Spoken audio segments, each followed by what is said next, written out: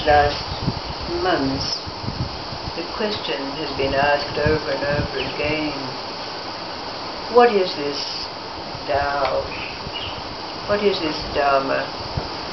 What is this will of God? And it would seem that from our own experience, because these descriptions are really abstractions,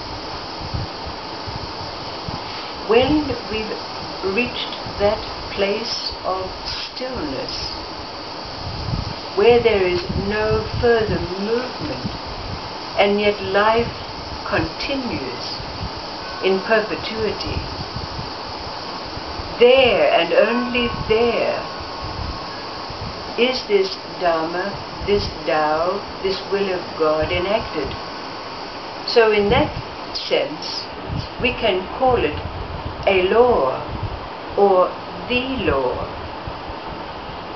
Maybe we can call it the law of life, but we certainly know that it is not brought into action until stillness and movement are present.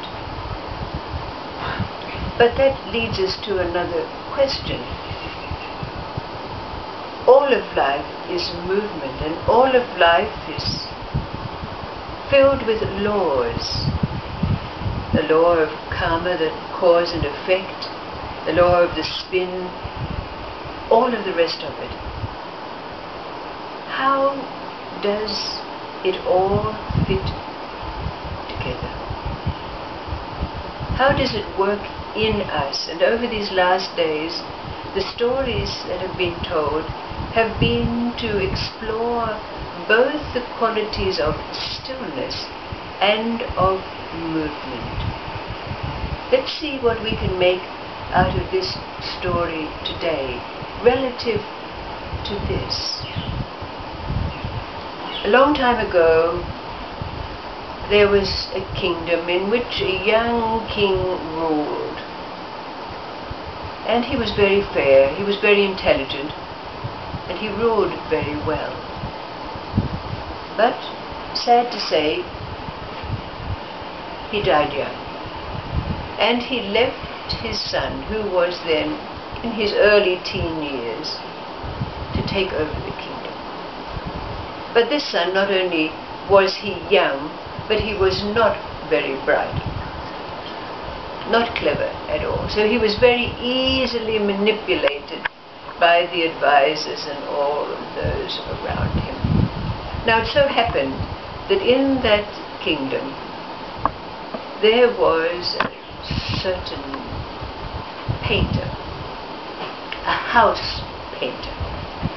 He was a surly, cantankerous man, envious and covetous, and he very often worked with the very famous and well-known house builder, who was totally the opposite. Gregarious, outgoing, thorough in what he did, loved by all.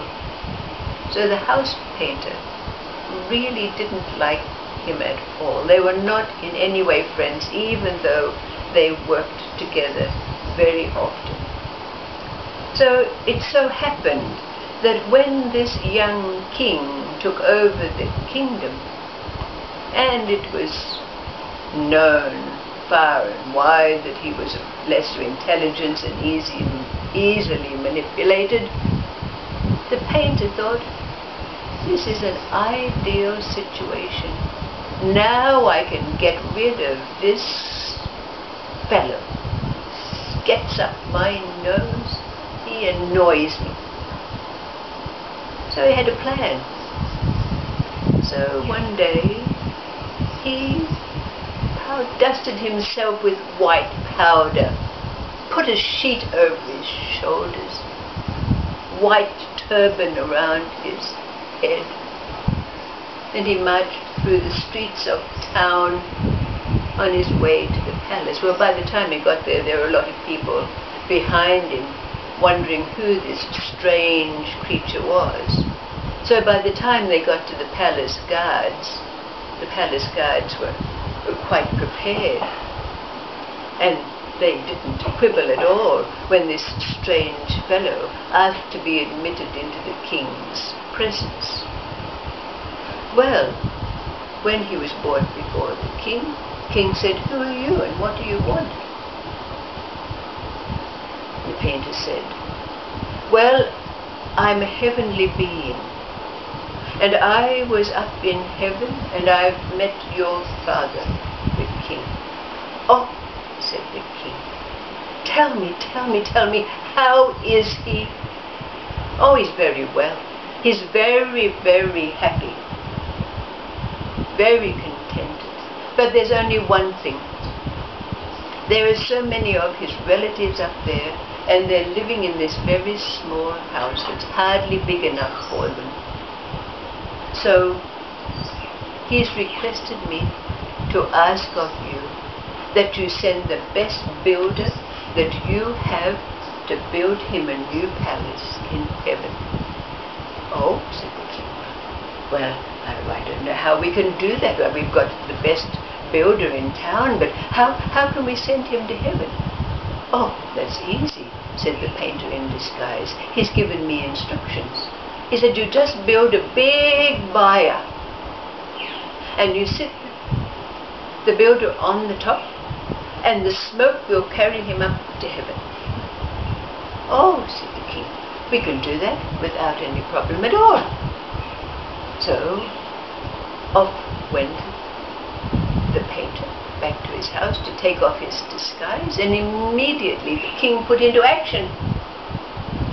He called the builder over into his presence, and he told him the story, that his Father in heaven had requested that he be sent up in smoke to build him a new palace.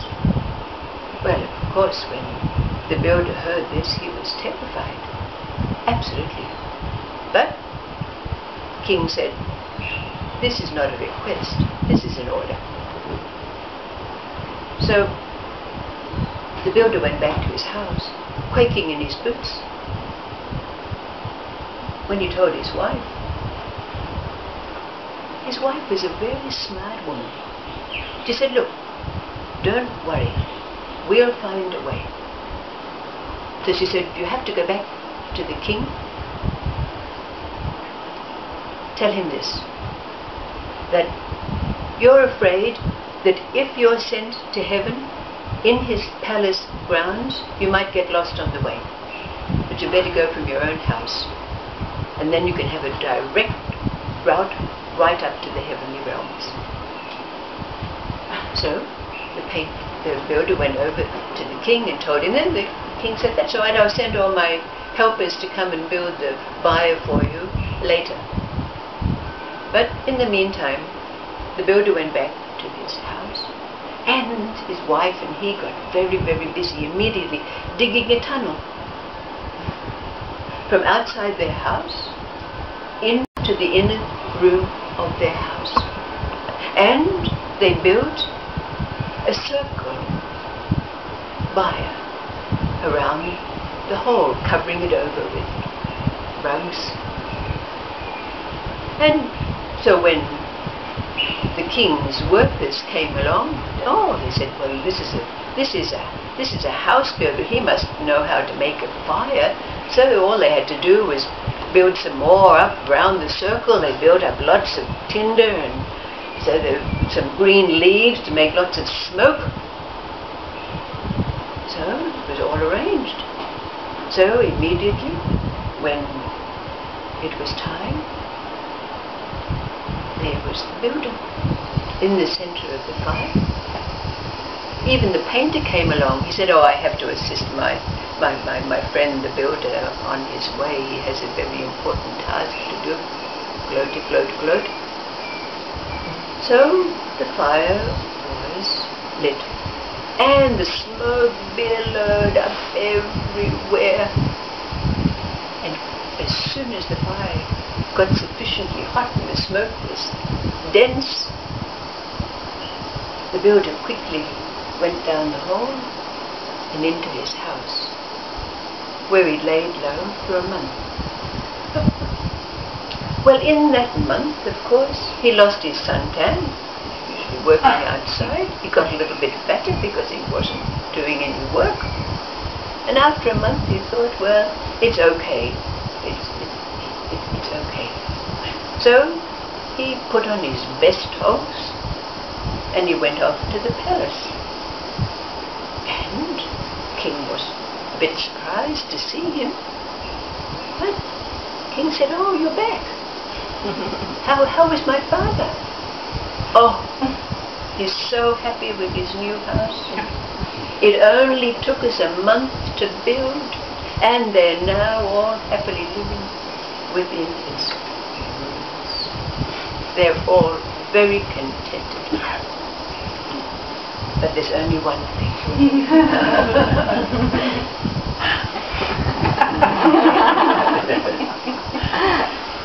He's requested a house painter.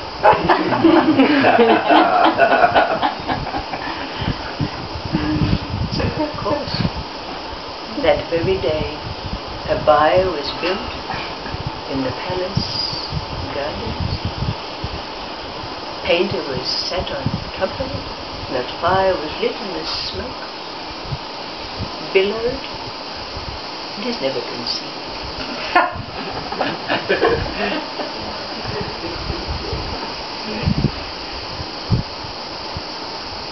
This law that's enacted when stillness and movement collide, come together.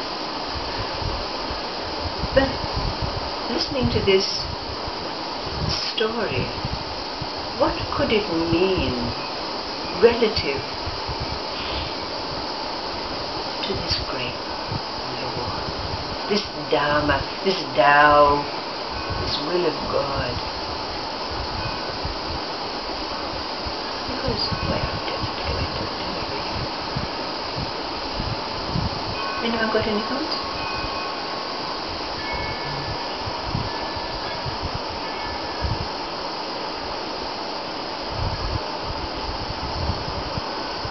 Why do all roads lead to Rome? It's the Romans model. The Romans built the roads. There you go. Good answer.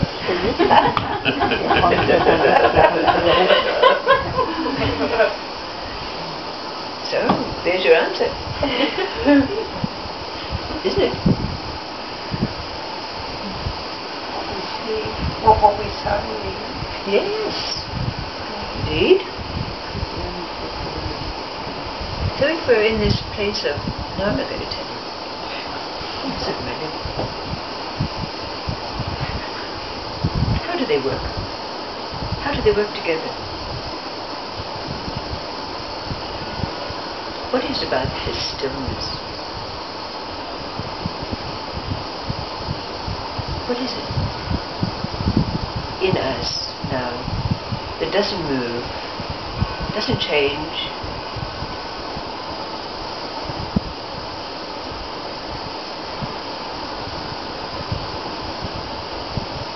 And the events of life coming in, swirling around,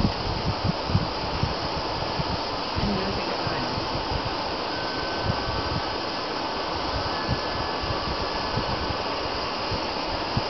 I'm not saying otherwise get myself into a bucket of it, you know. Yeah. Thank you. Anyway, I'm going on holiday, so you've got plenty of time to